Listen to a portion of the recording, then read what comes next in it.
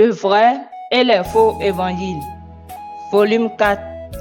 L'évangile, une fois sauvé, toujours sauvé. Vous tous qui vous êtes laissés convaincre ou séduits par le faux évangile, une fois sauvés, toujours sauvés, pour retourner dans les péchés, croyant que vous aviez un titre définitif du salut, il est encore temps de vous repentir et de reprendre votre place dans la sainteté devant le Seigneur de gloire. Si vous refusez de le faire, vous serez jetés dehors. Le faux évangile, une fois sauvé, toujours sauvé, a produit des chrétiens et des soi-disant serviteurs de Dieu, enchanteurs, impudiques, meurtriers, idolâtres, menteurs, adultères, homosexuels, efféminés, voleurs, cupides, ivrognes, outrageux, ravisseurs et que sais-je encore. Je le dis et je le répète, le faux évangile, une fois sauvé, toujours sauvé, qui fait croire aux chrétiens qu'ils ont un titre définitif du salut, perdra ceux qui le prêchent et ceux qui y croient.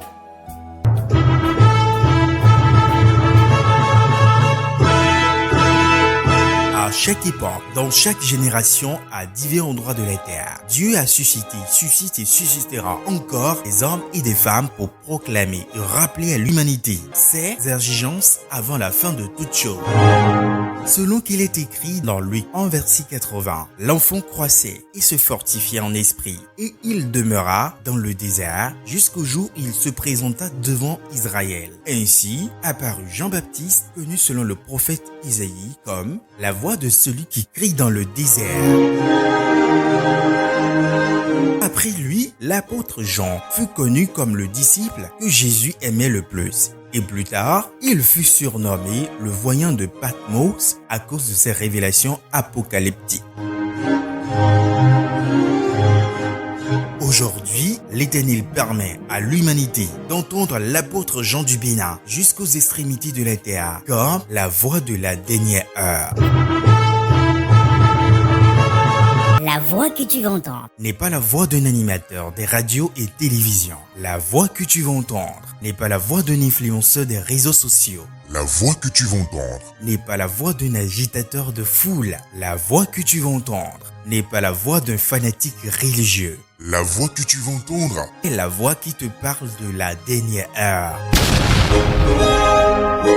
Que tu sois président, ministre, député, juge, savant, chef des armées, chef religieux, riche ou pauvre, quel que soit ton rang et ta classe sociale, tu demeures un humain. C'est pour cette raison que tu dois écouter la voix de la dernière heure.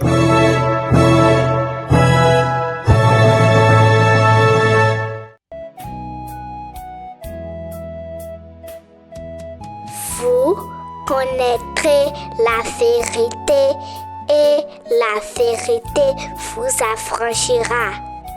Je proclame la paix sur votre maison. Je suis l'apôtre Jean du Bénin, mandaté par le Sauveur et Seigneur Jésus-Christ pour vous révéler la vérité avant qu'il ne soit trop tard. Parce qu'il est écrit selon Osée chapitre 4, le verset 6, « Mon peuple périt, faute de connaissance ». Je sors et je parle parce que mon appel selon Ézéchiel chapitre 3, le verset 18 au verset 21 m'oblige à le faire pour ne pas avoir le sang de cette génération sur mes mains. Je sors et je parle pour éclairer ceux et celles qui recherchent réellement le paradis et la vie éternelle, mais qui sont trompés par les dirigeants religieux. Mais avant toute chose, je proclame selon les recommandations du Seigneur que celui qui voudra écouter, écoute, et que celui qui ne voudra pas, n'écoute pas. Dans cette émission, je tiens à dire à tous les chrétiens qui se disent évangéliques ou qui sont dans les églises de réveil et autres, de suivre dans l'ordre toutes les émissions sur le vrai évangile et les faux évangiles, car la foi de celui qui accepte un faux évangile est vaine selon 1 Corinthiens chapitre 15, le verset 1 au verset 2. Je vous exhorte à le faire et de les partager dans les groupes et forums pour aider les frères et sœurs en Christ qui recherchent la vérité au sujet de notre foi commune en Jésus-Christ.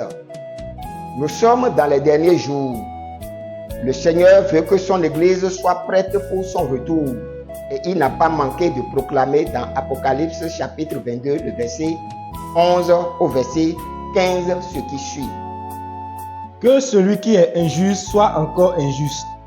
Que celui qui est souillé se souille encore. Et que le juste pratique encore la justice. Et que celui qui est saint se sanctifie encore. Voici, je viens bientôt, et ma rétribution est avec moi, pour rendre à chacun selon ce qu'est son œuvre. Je suis l'alpha et l'oméga, le premier et le dernier, le commencement et la fin. Heureux ceux qui lavent leurs robes, afin d'avoir droit à l'arbre de vie et d'entrer par les portes dans la ville. Dehors les chiens, les enchanteurs, les impudiques, les meurtriers, les idolâtres, et quiconque aime et pratique le mensonge. Il est bien écrit que le juste pratique encore la justice et que celui qui est saint se sanctifie encore. Et heureux ceux qui lavent leurs robes afin d'avoir droit à l'arbre de vie et d'entrer par les portes dans la ville. Mais dehors, nous trouverons les chiens, les enchanteurs, les impudiques, les meurtriers, les idolâtres et quiconque aime et pratique le mensonge. Chers frères et sœurs en Christ, savez-vous ce qui me fascine dans le livre d'Apocalypse? Ce n'est pas un livre comme les autres. Non seulement il nous renseigne sur la fin de toutes choses et informe l'Église sur son sort final, mais porte en lui un sceau révélé dans le chapitre 22, les versets 16, 18 à 19 qui proclame ceci. Moi, Jésus, j'ai envoyé mon ange pour vous attester ces choses dans les églises. Je suis le rejeton et la postérité de David, l'étoile brillante du matin. Je le déclare à quiconque entend les paroles de la prophétie de ce livre. Si quelqu'un y ajoute quelque chose, Dieu le frappera des fléaux décrits dans ce livre.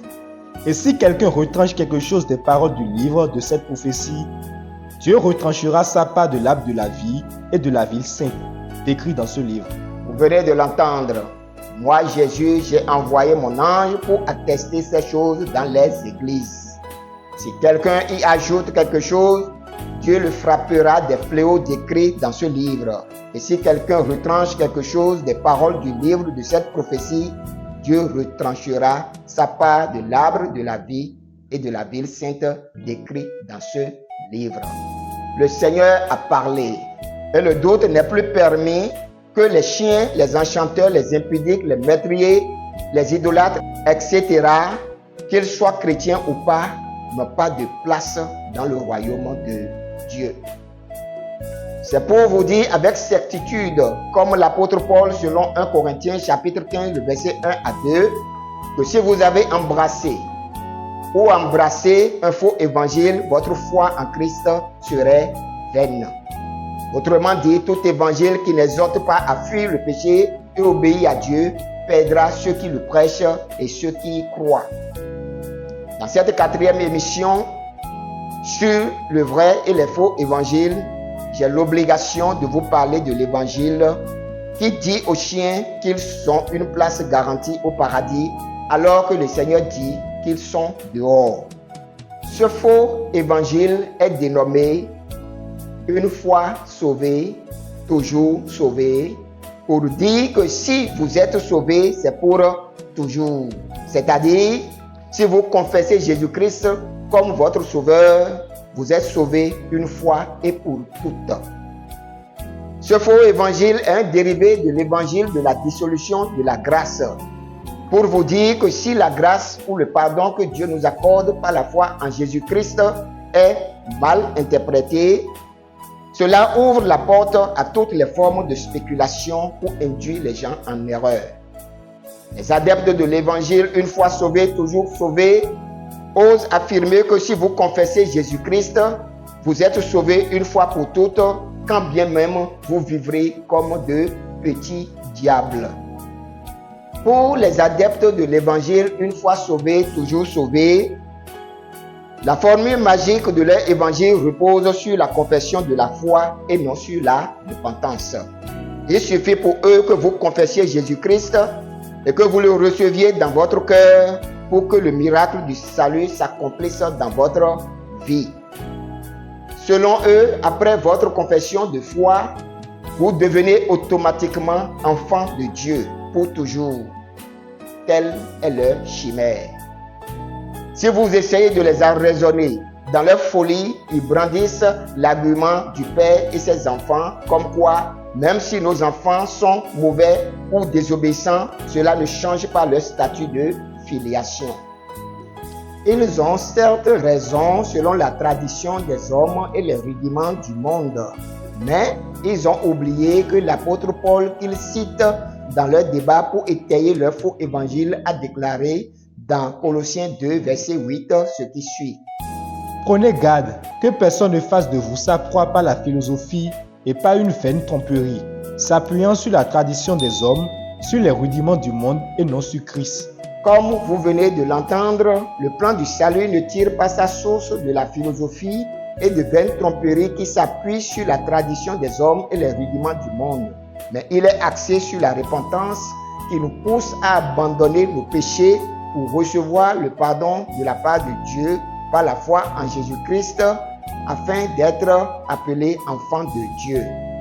On ne devient pas des enfants de Dieu dans l'ignorance du péché, mais en le confessant et en l'abandonnant. Et le vrai évangile ne dit nulle part que nous sommes sauvés pour toujours en confessant Jésus-Christ et en le recevant seulement dans notre cœur. Au contraire, il est écrit dans Matthieu chapitre 24, le verset 13, « Celui qui persévérera jusqu'à la fin sera sauvé. » Et comme si cela ne suffisait pas, l'apôtre Paul, dont les écrits sont mal compris et mal interprétés par les faux serviteurs de Dieu, déclare dans Romains chapitre 8, le verset 16, 22 à 25, ce qui suit. Or, si nous sommes enfants, nous sommes aussi héritiers, héritiers de Dieu et co-héritiers de Christ, si toutefois nous souffrons avec lui, afin d'être glorifiés avec lui. Nous savons que jusqu'à ce jour, la création tout entière soupire et souffre les douleurs de l'enfantement. Et ce n'est pas elle seulement, mais nous aussi, qui avons les prémices de l'esprit, nous aussi nous soupirons en nous-mêmes, en attendant l'adoption, la rédemption de notre corps. Car c'est en espérance que nous sommes sauvés. Or, l'espérance qu'on voit n'est plus espérance. Ce qu'on voit, peut-on l'espérer encore? Mais si nous espérons ce que nous ne voyons pas, nous l'attendons avec persévérance.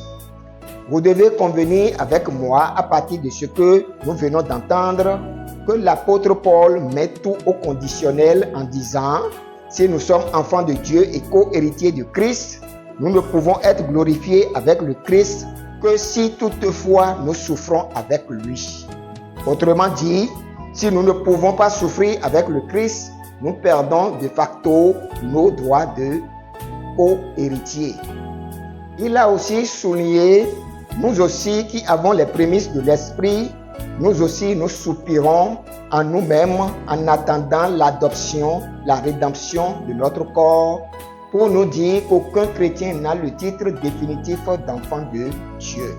Ce qui nous pousse à affirmer que vous pouvez perdre votre salut parce que Paul a continué en disant « C'est en espérance que nous sommes sauvés ». Or, l'espérance qu'on voit n'est plus espérance. Ce qu'on voit, peut-on encore l'espérer? Mais si nous espérons ce que nous ne voyons pas, nous l'attendons avec persévérance. En affirmant ces choses, il confirme les paroles de notre Seigneur qui dit dans Matthieu 24, le verset 13, « Celui qui persévérera jusqu'à la fin sera sauvé. » Si vous ne le savez pas, le faux évangile, une fois sauvé, toujours sauvé, est l'évangile qui tend à prouver que si vous confessez Jésus comme sauveur, vous ne perdez jamais votre salut. Pour détecter ceux et celles qui prêchent ce faux évangile, il suffit seulement de leur poser la question, après toute leur démonstration de l'évangile, de savoir si vous pouvez perdre votre salut après la confession de la foi dont ils vous parlent. Et assurément, ils vous confirmeront que vous ne perdez jamais le salut, quoi que vous fassiez.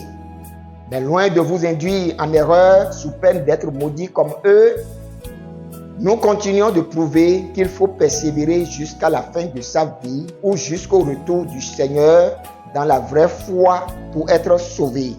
Car l'apôtre Paul continue de nous donner des preuves en déclarant à son propre sujet dans 1 Corinthiens chapitre 9, le verset 26 au verset 27, ceci. Moi donc, je cours non pas comme à l'aventure, Je frappe non pas comme battant l'air, mais je traite durement mon corps et je le tiens assujetti de peur d'être moi-même rejeté après avoir prêché aux autres.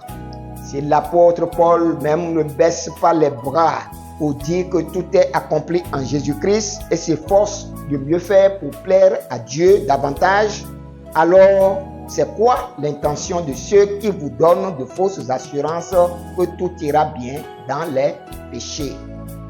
Sûrement, c'est pour vous perdre. Ailleurs, Paul continue de nous recommander selon le vrai évangile en disant dans Colossiens chapitre 3, versets 5 à 7, ce qui suit.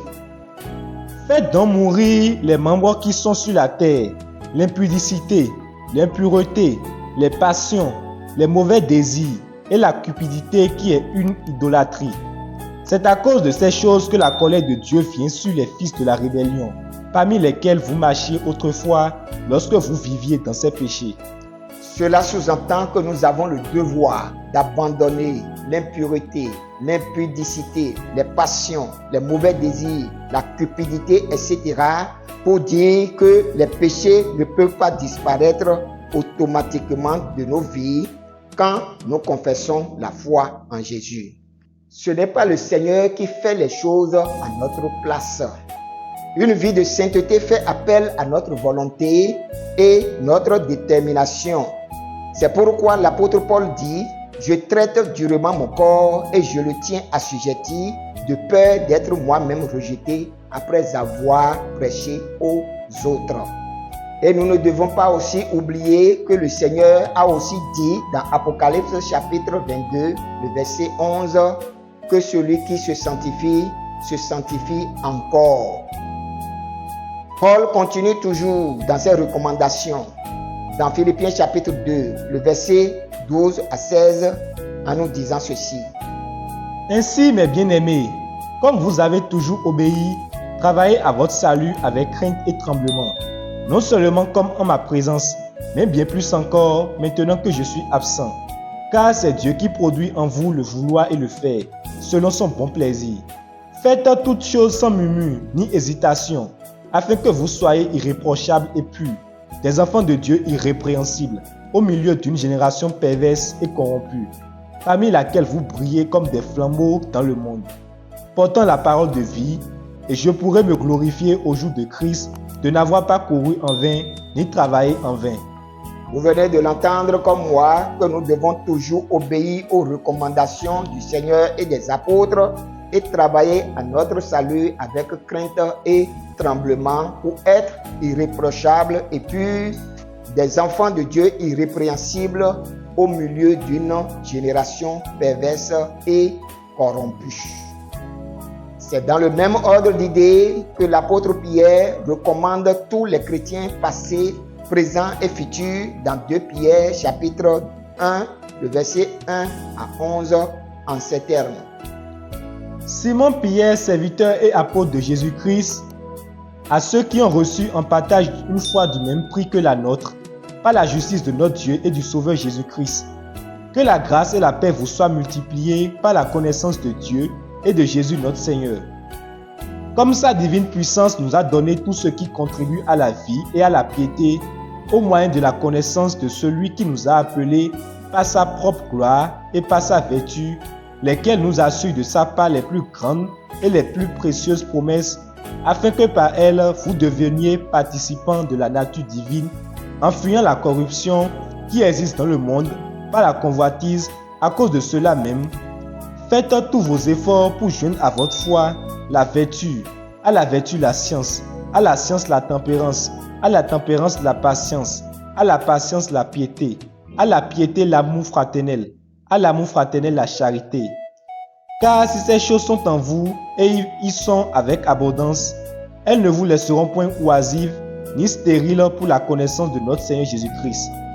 Mais celui en qui ces choses ne sont point est aveugle. Il ne voit pas de loin, et il a mis en oubli la purification de ses anciens péchés. C'est pourquoi, frères, appliquez-vous d'autant plus à affermir votre vocation et votre élection, car en faisant cela, vous ne broncherez jamais. C'est ainsi en effet que l'entrée dans le royaume éternel de notre Seigneur et Sauveur Jésus-Christ vous sera pleinement accordé. Il est bien dit, faites tous vos efforts pour joindre à la foi la vertu, à la vertu la science, à la science la tempérance, à la tempérance la patience, à la patience la piété, à la piété l'amour fraternel, à l'amour fraternel la charité. On nous recommande ceci, appliquez-vous d'autant plus à affermir votre vocation et votre élection, car en faisant cela, vous ne broncherez jamais. C'est ainsi, en effet, que l'entrée dans le royaume éternel de notre Seigneur et Sauveur Jésus-Christ vous sera pleinement accordée. C'est en nous appliquant, c'est en faisant tous nos efforts pour nous parfaire, pour nous perfectionner dans la bonne conduite devant le Seigneur que nous garantissons notre entrée dans le royaume céleste. Personne ne nous dit de croiser les bras et le paradis est garanti, comme quoi le Seigneur a tout fait à notre place. Nous avons nos propres obligations de tout faire pour aller à la perfection. Il est certain que le Saint-Esprit nous y aide, mais sans notre volonté, rien n'est possible.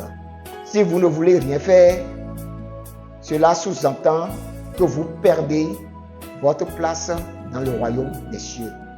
Vous ne devez pas oublier que je vous ai posé la question de savoir dans l'émission passée entre Paul, vous et le Seigneur qui a la clé du paradis. C'est notre Seigneur et Sauveur Jésus-Christ qui détient la clé du paradis. Et comme il revient bientôt pour juger les vivants et les morts, il persiste et signe dans Apocalypse chapitre 2, le verset 26, ce qui suit. À celui qui vaincra et qui gardera jusqu'à la fin mes œuvres, je donnerai autorité sur les nations. La condition s'impose toujours à celui qui vaincra. Donc si vous ne l'emportez pas sur le péché, vous serez boutés dehors. Vous serez parmi les perdants. Lis Apocalypse 3, le verset 15 au verset 16. Je connais tes œuvres. Je sais que tu n'es ni froid ni bouillant. Puisses-tu être froid ou bouillant? Ainsi, parce que tu es tiède et que tu n'es ni froid ni bouillant, je te vomirai de ma bouche. Vous venez de l'entendre, vous serez vomis si vous n'excellez pas dans les bonnes œuvres. Que nous dit Apocalypse 3, le verset 5. Celui qui vaincra sera revêtu ainsi de vêtements blancs. Je n'effacerai point son nom du livre de vie, et je confesserai son nom devant mon Père et devant ses anges. Pour que nos noms soient confessés devant notre Père céleste et ses saints anges, et que nos noms ne soient pas effacés du livre de vie, il est clair que nous devons vaincre le péché et donner le bon exemple sur la terre. Nous sommes contraints aux bonnes œuvres. Nous sommes obligés de faire tout notre possible pour être des personnes irréprochables sur cette terre, sans quoi le paradis ne nous sera jamais garanti. Pour notre gouvernance, c'est aux églises que le Seigneur parle dans les chapitres 2 et 3 du livre de l'Apocalypse. Autrement dit, le Seigneur parlait aux chrétiens et non aux païens. Cependant, les conditions étaient claires. Si vous ne parvenez pas à vaincre le péché et vivre selon les commandements de Dieu, vous serez parmi les perdants. Et ces conditions ne sont pas nouvelles dans l'évangile que le Seigneur même avait prêché dans la chair, puisqu'il nous a notifié dans Matthieu chapitre 7, le verset 21 au verset 23, ce qui suit. Ceux qui me disent Seigneur, Seigneur n'entreront pas tous dans le royaume des cieux, mais celui-là seul qui fait la volonté de mon Père qui est dans les cieux. Plusieurs me diront en ce jour-là, Seigneur, Seigneur, n'avons-nous pas prophétisé par ton nom? N'avons-nous pas chassé des démons par ton nom? Et n'avons-nous pas fait beaucoup de miracles par ton nom? Alors je leur dirai ouvertement, je ne vous ai jamais connu. Retirez-vous de moi, vous qui commettez l'iniquité. Ce sont les péchés qui constituent le mur de séparation entre nous et Dieu. si nous faisons les miracles, si nous prophétisons, si nous évangélisons, si nous guérissons les gens au nom de Jésus, ce n'est pas ça qui nous ouvre les portes du paradis. Le Seigneur nous mettra dehors sous le prétexte que nous n'avons pas fait sa volonté. C'est pourquoi il dit, ceux qui me disent Seigneur, Seigneur, n'entreront pas tous dans le royaume de mon Père. Mais celui-là seul qui fait la volonté du Père. Faire la volonté du Père, c'est lui obéir. Et l'apôtre Jean a bien écrit, l'amour de Dieu consiste à garder les commandements de Dieu et ces commandements ne sont pas pénibles. Si vous vous retrouvez dans l'incapacité d'obéir, de respecter les commandements de Dieu, vous vous retrouverez dehors. Vous serez boutés dehors. Telles sont les injonctions du Seigneur. Pour votre instruction, vous ferez mieux de lire Luc chapitre 6, le verset 46 au verset 47 et 2 Timothée chapitre 2, le verset 19. Tout évangile qui tend à vous donner un titre définitif du salut sous le prétexte que vous avez confessé et reçu Jésus-Christ dans votre cœur est le faux évangile dénommé une fois sauvé, toujours sauvé. Le salut prêché dans le vrai évangile est une position que nous adoptons par rapport au péché. Si nous décidons d'abandonner le péché et tout faire pour plaire à Dieu, nous conservons la bonne position qui nous garantit les faveurs divines. Dans le cas contraire, si nous retournons dans les péchés, nous perdons les grâces du Seigneur et encourons sa colère. Et c'est justement ce qui nous pousse à parler des chiens du dehors dont j'ai parlé à l'entame de cette émission dans Apocalypse chapitre 22, le verset 11 au verset 15. Mais savez-vous qui sont ces chiens? Lisons quelques passages qui peuvent nous permettre de déceler les chiens dont on parle dans l'Évangile. Lisons Philippiens chapitre 3, le verset 1 au verset 3. Au reste, mes frères, réjouissez-vous dans le Seigneur. Je ne me lasse point de vous écrire les mêmes choses, et pour vous cela est salutaire. Prenez garde aux chiens, prenez garde aux mauvais ouvriers, prenez garde aux faux circoncis, car les circoncis c'est nous, qui rendons à Dieu notre culte par esprit de Dieu, qui nous glorifions en Jésus-Christ et qui ne mettons point notre confiance en la chair. L'apôtre Paul nous met en garde en disant « Prenez garde aux chiens, prenez garde aux mauvais ouvriers, prenez garde aux faux circoncis. » Vous devez convenir avec moi que l'apôtre Paul compare les circoncis aux chiens, aux mauvais ouvriers et faux circoncis. Et les circoncis dont il parle sont les vrais disciples de Jésus qui sont repentis, convertis, remplis du Saint-Esprit et qui vivent selon l'Esprit et non selon la chair. Ce qui est clairement démontré dans Romains chapitre 8, verset 5 au verset 9 et Galates chapitre 5, verset 16 au verset 25. Mais l'apôtre Pierre nous donne plus de détails sur les chiens. C'est pourquoi nous lisons 2 Pierre chapitre 2, le verset 20 au verset 22. En effet, si après s'être retirés des souilles du monde, par la connaissance du Seigneur et du Sauveur Jésus-Christ, ils s'y engagent de nouveau et sont vaincus, leur dernière condition est pire que la première. Car mieux valait pour eux n'avoir pas connu la voie de la justice que de se détourner après l'avoir connu du Saint Commandement qui leur avait été donné. Il leur est arrivé ce que dit un proverbe vrai. Le chien est retourné à ce qu'il avait vomi et la truie lavée s'est vautrée dans le bourbier. Si nous remontons au premier verset de 2 Pierre chapitre 2, l'apôtre indexe les faux prophètes et les faux docteurs en parlant des chiens, qui sont ceux qui s'étaient retirés des souillures du monde par la connaissance du Seigneur et Sauveur Jésus-Christ, mais qui sont retournés dans le monde et sont devenus pires que les païens.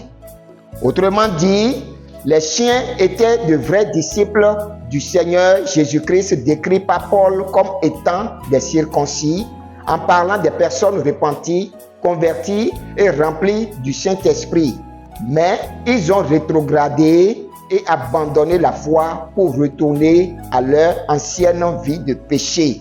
D'où le chien est retourné à ce qu'il a vomi et la truie lavée s'est vautrée dans le bourbier.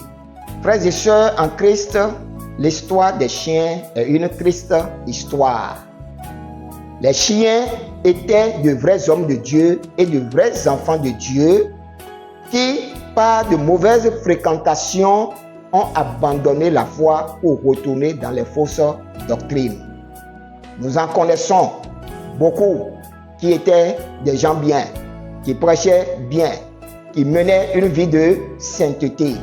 Mais il est arrivé un temps où on disait que des évangélistes ou des apôtres ou des prophètes sont venus d'Amérique, de l'Occident, pour venir prêcher dans leur pays. Et comme ils sont en quête de gloire, on leur a fait des promesses mirobolantes pour financer leur ministère. Et pour qu'il en soit ainsi, il faut qu'on leur enseigne d'autres doctrines pour empoisonner les brebis du Seigneur qui étaient à leur charge. La plupart ont abandonné leur vie de sainteté à cause de la gloire, parce qu'ils se sont laissés entraîner dans les fausses doctrines des prédicateurs et des hommes de Dieu venus d'ailleurs, alors que la plupart de ces gens qui sont à travers les nations et qui crient par-ci, qui crient par-là, parlant de réveil, ne sont que des adeptes de la franc-maçonnerie déguisés en ministres de Jésus. Et comme le noir a la pathologie de toujours croire que le blanc est toujours dans la vérité, ils se sont laissés séduire, ils se sont laissés entraîner dans les fausses doctrines et ils ont abandonné leur vie de sainteté au détriment de faux évangiles, une fois sauvés, toujours sauvés. C'est comme ça que la plupart des hommes de Dieu qui étaient dans le droit chemin l'ont abandonné pour retourner dans l'état des chiens. Ils n'ont pas pris en compte 1 Corinthiens chapitre 15, le verset 33, qui disait « Les mauvaises compagnies corrompent les bonnes mœurs ». Et à cause de leur mauvaise fréquentation, des serviteurs de Dieu douteux, des magiciens déguisés en apôtres, en prophètes, ils se sont laissés séduire pour abandonner la vie de sainteté, pour retourner à l'état des chiens, selon la parole du Seigneur. Mais quel est le sort de ces personnes avec leurs semblables selon le juge des juges, le Seigneur des seigneurs, qui revient bientôt juger les vivants et les morts? Le jugement est sans appel selon Apocalypse chapitre 22, le verset 15, qui dit ceci. Dehors les chiens, les enchanteurs, les impudiques, les meurtriers, les idolâtres et quiconque aime et pratique le mensonge. Vous venez de l'entendre. Si vous vous retrouvez dans l'état d'un chien ou d'une chienne, la sentence du Seigneur est sans appel. On dit que les chiens seront dehors. Et dehors, nous n'avons pas seulement les chiens.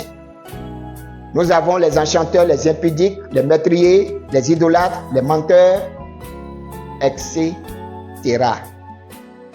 Mais il y a quoi au dehors? Selon Matthieu chapitre 8, le verset 12.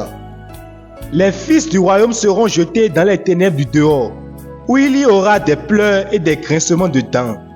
Vous venez de l'entendre aussi bien que moi, que les fils du royaume seront jetés dehors.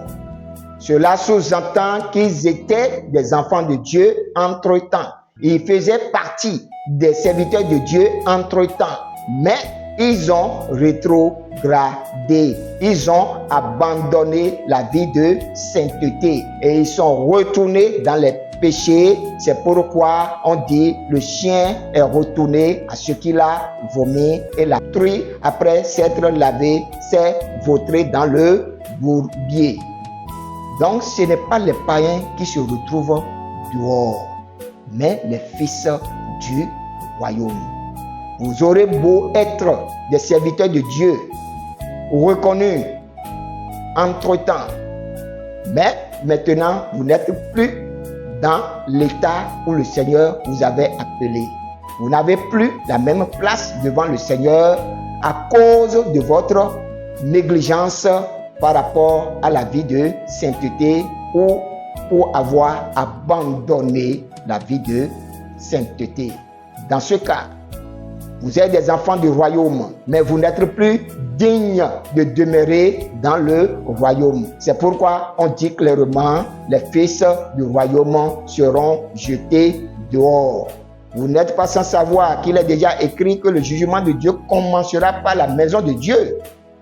Donc cela sous-entend clairement encore à ce niveau que Dieu sait qu'il y a des ratés dans sa maison. Mais il ne compte pas les garder dans son royaume, d'où le place au dehors. Mais dehors, il y aura les pleurs et les grincements de dents. À présent, je m'adresse à vous, serviteurs et servantes de Dieu, et aussi à vous, mes frères et sœurs en Christ. Quel que soit votre ministère et votre passé glorieux dans la foi, si vous êtes maintenant enracinés dans le péché et non dans la sainteté, sachez que vous êtes des chiens et des chiennes. Et moi, je vous exhorte par les compassions de Dieu d'éviter de vous fourvoyer et de vous reprendre avant qu'il ne soit trop tard. Vous tous qui vous êtes laissés convaincre ou séduits par le faux évangile, une fois sauvés, toujours sauvés, pour retourner dans les péchés, croyant que vous aviez un titre définitif du salut, il est encore temps de vous repentir et de reprendre votre place dans la sainteté devant le Seigneur de gloire. Si vous refusez de le faire, vous serez jetés dehors. Le faux évangile, une fois sauvé, toujours sauvé, a produit des chrétiens et des soi-disant serviteurs de Dieu, enchanteurs, impudiques, meurtriers, idolâtres, menteurs, adultères, homosexuels, efféminés, voleurs, cupides, ivrognes, outrageux, ravisseurs et que sais-je encore. Je le dis et je le répète, le faux évangile, une fois sauvé, toujours sauvé, qui fait croire aux chrétiens qu'ils ont un titre définitif du salut, perdra ceux qui le prêchent et ceux qui y croient. N'oubliez pas qu'il est écrit dans 1 Corinthiens chapitre 6, le verset 9 au verset 10, ce qui suit. Ne savez-vous pas que les injustes n'hériteront point le royaume de Dieu? Ne vous y trompez pas, ni les impudiques, ni les idolâtres, ni les adultères, ni les efféminés, ni les infâmes, ni les voleurs, ni les cupides, ni les ivrognes, ni les outrageux, ni les ravisseurs n'hériteront le royaume de Dieu. Comme je vous l'ai déjà dit, ce n'est pas pour rien que Dieu dit que le jugement commencera dans sa maison. Il sait assurément qu'il y a dans sa maison des ratés, des rétrogrades. Mais Dieu ne cautionne pas les rétrogrades. C'est pourquoi il dit de persévérer jusqu'à la fin dans une vie de sainteté. L'apôtre a bien dit, ne vous y trompez pas.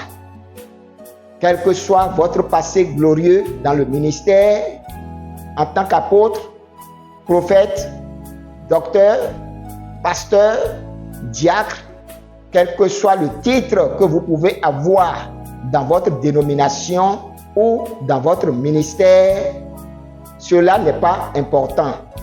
L'important, c'est que vous finissiez votre vie dans la sainteté. Il n'y aura pas de chrétiens adultères dans le ciel. Il n'y aura pas de pasteurs adultères dans le ciel. Quel que soit le nom que vous pouvez avoir, quel que soit votre passé glorieux dans le ministère, si vous finissez votre vie dans le péché, vous serez jetés dehors. Et dehors, nous savons bien qu'il y aura des pleurs et des grincements de dents. Je le dis et je le répète. Les chiens se retrouveront dehors. Que celui qui voudra écouter, écoute, et que celui qui ne voudra pas, n'écoute pas.